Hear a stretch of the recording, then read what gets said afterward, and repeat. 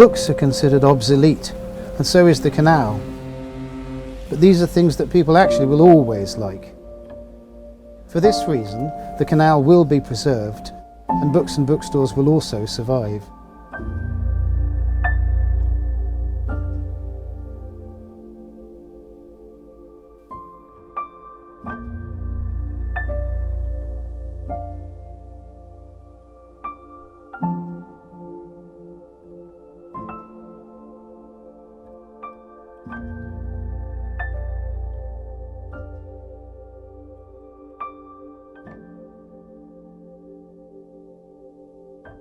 Under the impact of COVID-19, in November 2020, the United Kingdom began a new round of lockdown.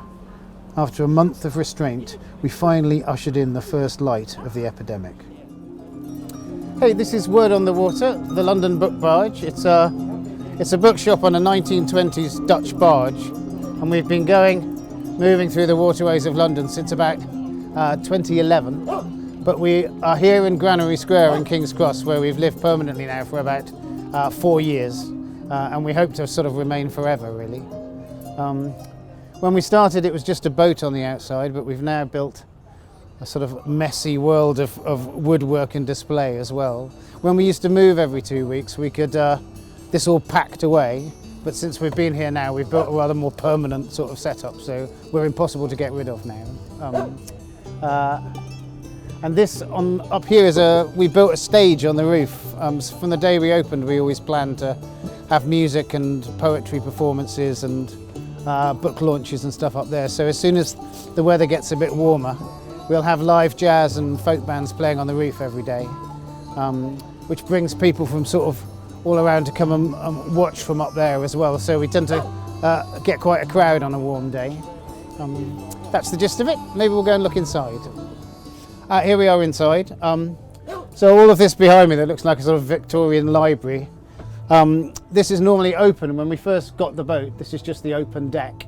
But to let the general public come on, we had to find a way to sort of keep it safe and stop people from falling over into the canal. So that's why we built all of this woodwork here on the back deck.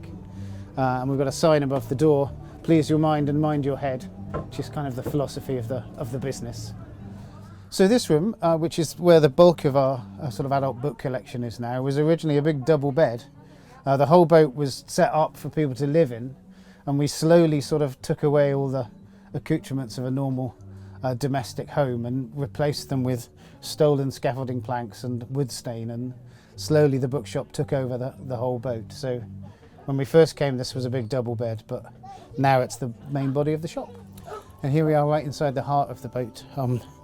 Wood-burning stove. The secret of life on all of these canal barges is these coal or wood-burning stoves at the moment. We probably won't have them in 5 or 6 years, so we're making the most of them while we've got them.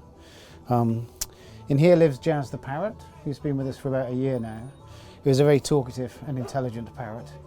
They live for 50 years, so the plan is that hopefully the barge and the bookshop can stay here at least as long as Jazz does. We've got antiquarian typewriters that friends have brought us over the years to sort of add to our collection of odd and interesting and quirky things, and always a good peaceful view of the river outside. Is the queen of all dogs. Star, be a good dog, come here. Come Star. Sit. Give me a paw. Give me another paw.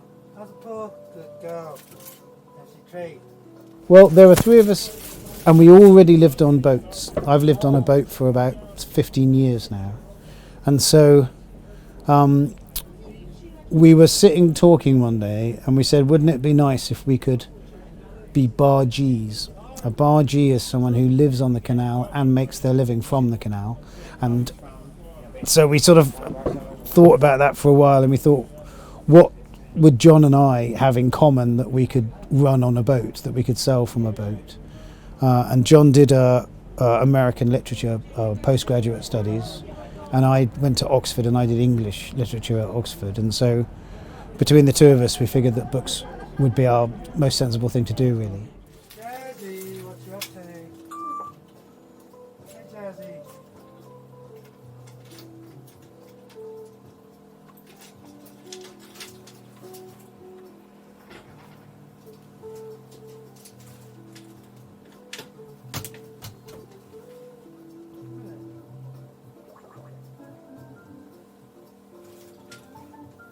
Jazzy.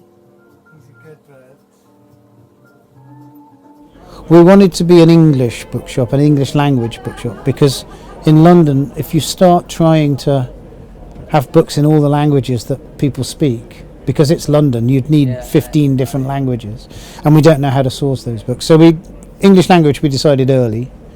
We also decided we'd quite like to be a literary bookshop, because we're just near the British Library, round the corner from us, and the Guardian newspaper is over there, and we thought it would be good if you came upon us to be in a tradition of sort of English bookshops that went back 500 years.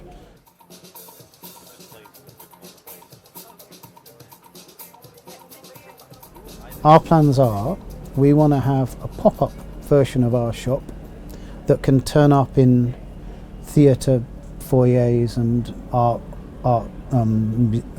galleries and festivals and things like that around town, and so we can sort of have a occasional business that runs in other places as well.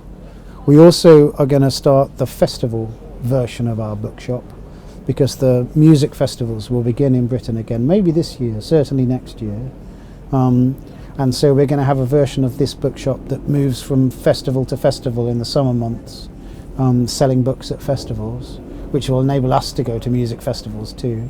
And because we have a stage on the roof of our shop with jazz music and folk music in the summer, similarly we'll have a music stage that goes around the festivals as well. So we'll be a sort of book selling and music venue at festivals. And we're also, the biggest dream is that we're going to put a second boat next door, another Dutch barge, and that will be a coffee shop and a venue for talks and book launches and cultural events of various sorts, meditation classes and complementary therapy groups and things. And that's because we want to start a salon. We want to have a cultural life, because the final direction we want the bookshop to go in is that we become a publisher, and that Word on the Water books start coming out. And that's probably in about 3 years' time if it works. So the idea is festival business, a venue next door and a coffee shop attached to the bookshop, and a pop-up business, and then in 3 years' time start our own publishing company.